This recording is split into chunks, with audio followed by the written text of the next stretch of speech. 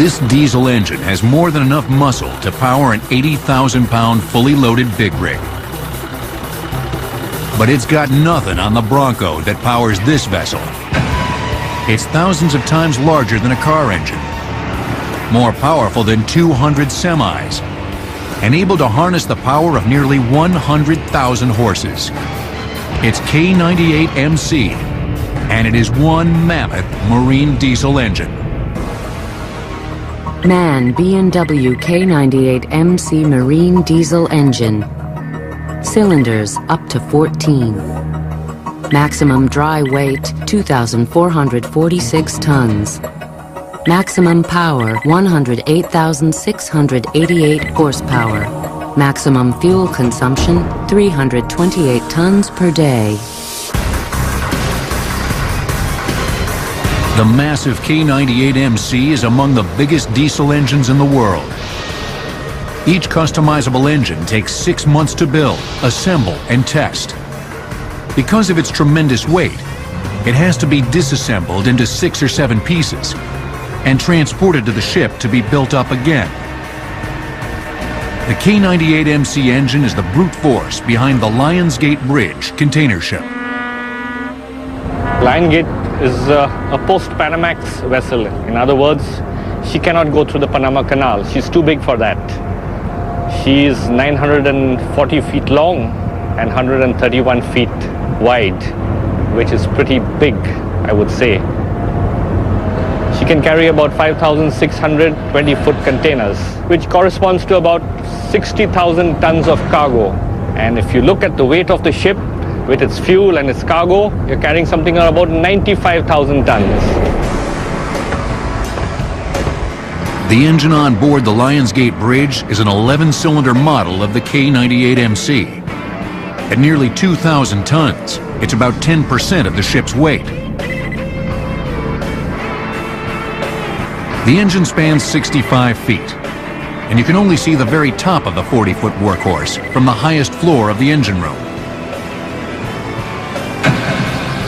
The enormous pistons are 3 feet in diameter and can move 30 feet per second. It does that 94 revolutions per minute, 94 times per minute is going up and down. It's very slow really, but for this big engine it's quite a big speed because it's moving up 10 feet and 10 feet down every time. The weight of it is almost 6 tons going up and down. Like with all diesel engines, the piston compresses the air inside the cylinder, causing it to become extremely hot.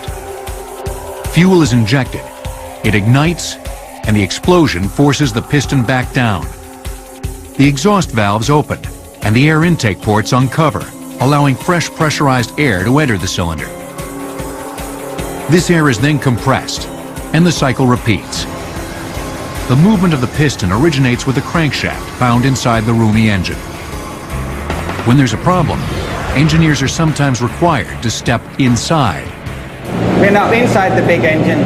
What I'm actually touching here is the crankshaft. The big crankshaft, it weighs about 100 ton. They make them only in a few places in this world. 100 ton moving around here. This is the connecting rod. It's about 5 or 6 tons. When the engine is running, I couldn't be in here. This would be all filled with oil and all the mass is moving around, so this is no place for people to be when the engine is running. But there's no stopping this engine. When problems arise, one cylinder can be taken out of service to be repaired, while the others continue working. You could put about 150 truck engines in this ship and get the same power, but they would not last the first year. This engine runs about 6,000 hours per year, so it's actually running most of the time, and this kind of reliability you don't find in a truck engine. The speed and power of the vessel are controlled by the varying amounts of fuel injected into the cylinder. We pump in about 200 tons of fuel per day, 200 tons of heavy fuel oil. This sounds like an awful lot, but if you think about it, a big truck would pump in the double to make the same amount of horsepower. So this is a very, very fuel efficient engine. Not only is it very fuel efficient, it burns some of the heaviest fuel oil you can think of in the world. And to pack more punch, the engine contains 3 turbochargers. These turbos boost the engine's horsepower. That power is harnessed to turn the massive propeller, which moves the Titanic-sized ship across the ocean effortlessly. Plus, we can start it from the bridge, which is what we normally do.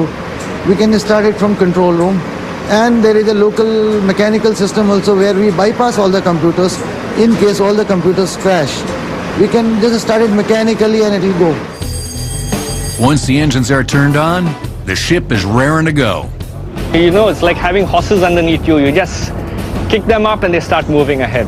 So this is the power of this engine here. With 11 massive cylinders and a potential to add up to 3 more, this engine can haul. Other ships are normally 23, 24 knots. And this one, if I open up the full power, it is 30 nautical miles. So we are much faster than them. It's like sitting in a Ferrari on a racetrack, and we can overtake any ship in the world, any ship. The K98MC and all diesel engines owe their efficient design to the ingenuity of one man, Rudolf Diesel. He was an engineer, and he actually calculated this type of engine. At that time, it was the end of the 18th century. It was all steam engines. But he wanted to make a more efficient engine, so he came up with the diesel engine principle. His first engine was 1893.